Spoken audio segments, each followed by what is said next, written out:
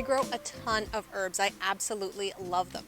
Most of the Mediterranean herbs are right here in front of the greenhouse, but I also have some in pots, in raised beds, in the vegetable garden, even in the cutting garden and some of my perennial borders. I absolutely love them.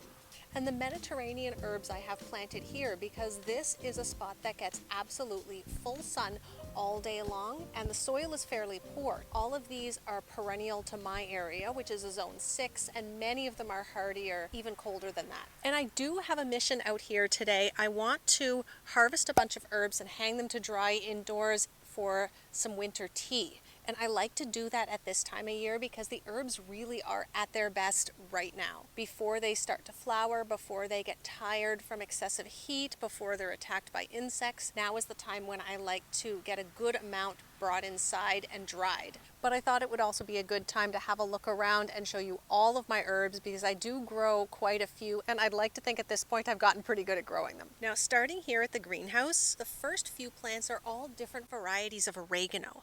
The tallest one is hot and spicy oregano. It is going to get taller than that. It has some really nice flowers. The yellow, or I think it's called golden oregano, I don't think I've ever seen that flower. It's a really nice ornamental though.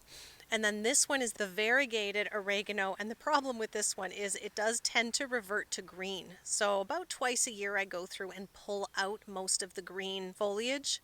Then we come to the chives. These are also easily a perennial. They're also easy to grow from seed. So easy, in fact, that I keep finding little seedlings all around the garden, but that can be easily controlled by moving the flower heads right around now or even earlier. I have actually harvested most of the chive blossoms already. About 2 weeks ago, I pulled everything that was open and I brought them in to dry because I like to make a chive blossom salt. And I have in the past made chive blossom vinegar too, but we tend to not use a whole lot of vinegars, at least not on a large scale, and I much prefer the tarragon vinegar that I made. I also have some chives in this perennial pot here. There are chives, tarragon, thyme, which is flowering right now, and some oregano. But these chives, when I came to pick the blossoms, I actually just grabbed the whole plant and cut it right down to the base. And you can see in probably about 2 weeks worth of growth, it's come up almost 8 inches or so. So you can certainly shear all of these plants down to the bottom, and I may just do that. The chive foliage is what you want. The stalks that the flowers grow on are really tough and not edible. And once the plant has flowered, most of the foliage does get kind of bitter. So if you cut the entire plant down to the base, in less than 2 weeks you'll have nice fresh foliage to use again that will not be bitter. Speaking of thyme, there's this nice little English thyme here, which is actually the only one I have at the moment. But on the other side of the chives, I have a couple different varieties. There is the variegated thyme, similar flavor to English thyme, but not all that strong. And then right next to it is the lemon thyme, which I actually prefer. It really does have a nice aroma of lemon. It is absolutely delicious and my favorite to use in the kitchen. These are all your culinary herbs. First, we'll come around and have a look at the sage. I believe this is just one plant. This is your plain sage, and then there's a nice golden sage right there. And I did have a tricolor sage. Where's that pot? Oh yeah. This is a tricolor sage in this pot along with some lemon verbena, some rosemary, and lemongrass. So the tricolor sage, just gorgeous. I love the color on this, but it is not reliably hardy here. And that is why I've put these 4 things together in this pot, is because none of them will reliably survive the winter. Maybe in the greenhouse, if we don't get too cold of a winter. My plan is to put it in the greenhouse until such time as it's getting really, really cold, and that's usually February, in which case I'll bring it into the house for the next couple of months or so. On our picnic table, we have a couple of single pots. This is a Moroccan mint, which is really great for tea, but I don't have a lot of it, so I'm going to leave it be for the moment. There is another rosemary, and there is another lemongrass. This is my tarragon bed, which I did talk about in the most recent garden tour. It is completely overrun with weeds, and I need to come in here and take out all of the usable tarragon, clear the weeds, and then I do have more things that I can plant here. But I have not gotten to that job yet, but I do keep coming through and pinching out some of the top, and we've been using a ton of it. Scrambled eggs is my favorite. It also goes really, really good with chicken. So if you want perennial plants, French tarragon is fantastic. If you'd prefer just to grow annuals and get a little bit more of a harvest right away, look for Mexican mint marigold. It looks a little bit different, but the aroma is almost exactly the same. Now I do like to consider garlic sort of an herb too, because the herbs really offer flavor and not bulk to your dishes, and garlic sort of falls under that category. And I have music garlic growing here quite a bit, and not only will we get bulbs, but we're going to get garlic scapes here really soon. I've been looking, I don't see any yet, but I think it's down to a matter of weeks. There's a little bit of elephant garlic here that I didn't plant last year, but I think some bulbils got left in the ground. And actually, here's a really good example here. This is the flower head. Elephant garlic doesn't really produce a scape like smaller varieties do. I usually just snap those off as soon as they get a little bit taller. So in a couple of days, I'll come here and snap those flower heads off. But these plants, as soon as we get scapes, I'll be coming through and harvesting those too. Bees are everywhere. It's fantastic.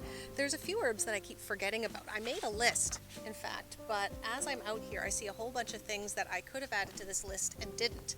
One of them is fennel, not the bulb fennel, just the fronds, and I don't use those. I grew them a few years ago.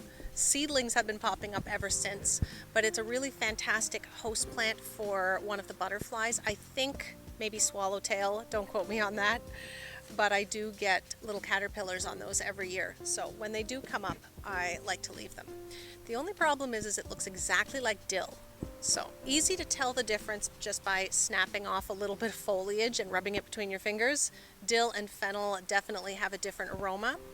Now, no herb garden would be complete without lavender, and that I have an awful lot of. And this is one that I don't use in the kitchen. I have maybe 3 dozen lavender plants that I bought many years ago, a few different varieties, including a white one.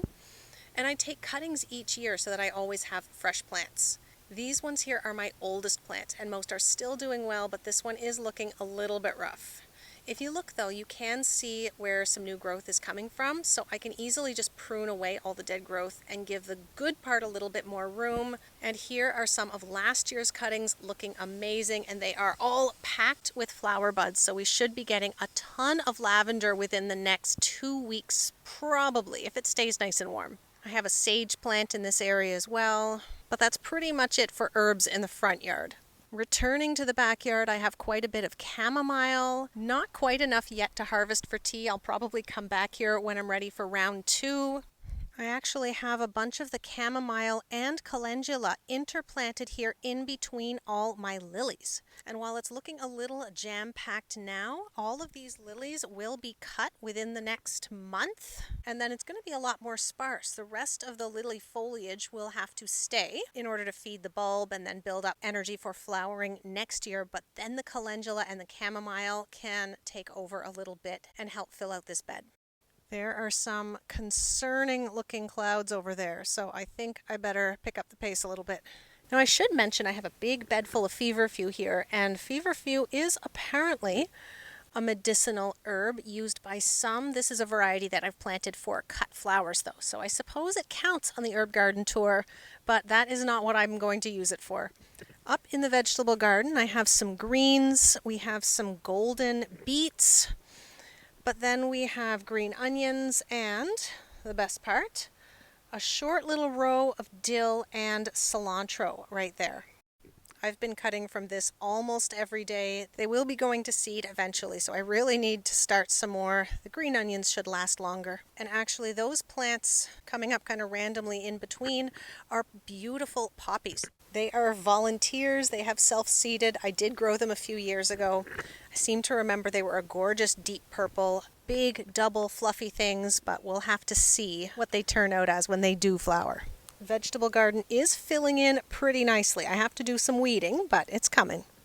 I'm heading across the yard because this is what I'm going to harvest today mostly. This is a 3 by 5 foot bed completely full of peppermint. Is that a cucumber beetle? No. I'm going to check these pretty thoroughly for insects when I get inside, but for now I'm just going to grab a good couple of handfuls and get them cut so we can move on. Sometimes the life cycle of these insects too are not very long, so by cutting it back, all these stems are going to branch from the base. We'll get a nice new flush of foliage, and that one might end up being untouched by the insects. So I'm cutting a lot more than I need because I'm going to sort through them later. I do have bouquets to make tomorrow, and I've been getting about 100 stems a week off of this patch just to use as bouquet filler. I like to use it before the insects get to them.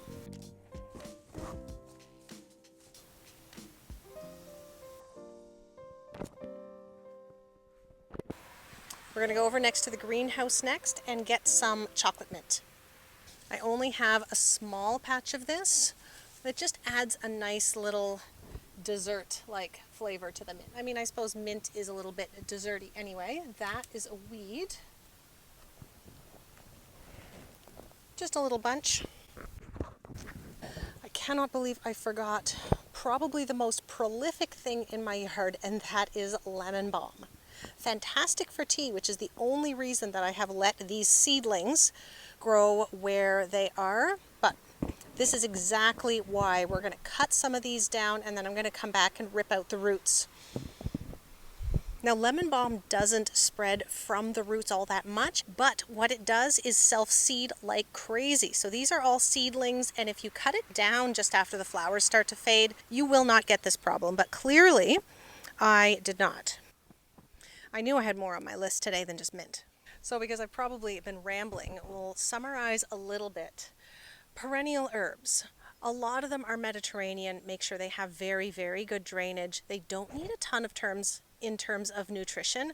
This is a perennial versus annual general thing. Most perennials don't need quite as much nutrition because they're not trying to go through their entire life cycle, growing roots, producing flowers, and setting seed before the end of the year. But things like rosemary, thyme, oregano, sage, and lavender in particular do not overwater. If they're established, you shouldn't have to water them at all unless they are noticeably drooping, and even then they'll come back pretty quick. A little bit of a feed in spring is not a bad idea. And if your herbs are planted in the ground, you can sometimes get away with not feeding them at all. Chives can handle a little bit more shade, a little bit more water, and same thing with tarragon. Your annual herbs like dill and cilantro are cold hardy. You can easily direct seed those about a month before your average last frost date. And those ones that I've been harvesting in the vegetable garden, I did exactly that. So I've been harvesting them since a week before my actual last frost date. I never covered them. They did just fine, and they are continuing to do just fine. If I waited until my frost date to actually seed them, it would be another few weeks before I would get anything at all. Basil is a very popular annual. Actually, I have some of those in the greenhouse. Basil I could easily have started much earlier. I just didn't. So here is a full tray of seedlings. I have, oh my labeling system is kind of pathetic. Thai basil, yeah, terrible germination on the Thai basil. Great germination on the lemon basil, which is going to be mostly cut flower filler. I'm going to let it go to seed. This next one is Prospera basil. This video is going to serve as a great resource in case I can't read these labels at all in another couple weeks. And then this one is, lettuce leaf basil. That's going to be much bigger. I'm probably going to have to come through and thin these plugs because I only want 1 or maybe 2 plants per plug. So this won't be ready to plant out for probably another 2 weeks. So I did pick up a transplant at the garden center, which I've already been harvesting, and that is in a pot on the front deck with a dwarf tomato and some parsley. Which reminds me, I completely forgot to mention parsley. This is another one behind the greenhouse because I have one right there. Yeah, there's one. That is a beautiful curly parsley. I have some of those in pots too. There's one. Oh, that one's starting to look really good. So there's a curly parsley planted in a pot. There is a nice Italian flat-leaf parsley. This is also frost tolerant, and parsley is technically a biennial, which means it will grow lots of foliage, develop a root system this year, and then if your winters are not too intense, it will overwinter and flower and set seed the next year. So you won't get a lot of foliage the next year, but it's really great for pollinators. And then this one is a stevia, which I just picked up from the garden center too. I actually just picked up this from a garden center yesterday too. It is called, what is it called? There is the tag right there, Olive Santalina Viridis. And I am pretty shocked. It actually smells exactly like olives. So I don't know what I'm going to do with this, but it looks super cool. And that smell was amazing. So I had to bring that home with me. I also picked up some nice salvias. I got seed, I just never got around to planting them. Right next to the mint, there is a gorgeous winter savory, and this is exactly the same aroma as summer savory, but it's a perennial. So I started this one from seed, I think 4 years ago. It's just one plant. It's filled out this space beautifully right in front of the mint bed and next to this sage.